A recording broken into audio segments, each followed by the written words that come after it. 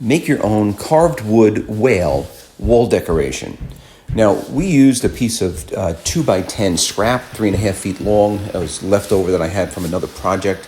And I used a jigsaw just to cut out the outside shape of the whale.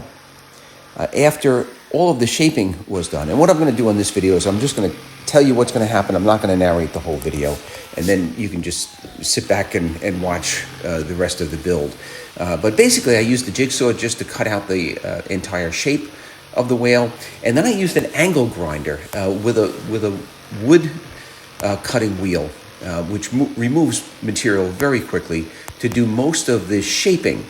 I then, after I was done with that, I kept using that angle grinder, but I moved on to a flap sanding wheel just to smooth out all of the rough edges. And then finally, I went to an oscillating sander with 100 grit paper to get rid of all of the marks from the flap sanding wheel.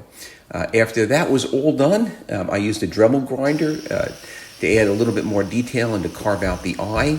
And then I used a whitewash, which I made. It was just white paint mixed with a little hot water, soaked the wood with it and wiped it off.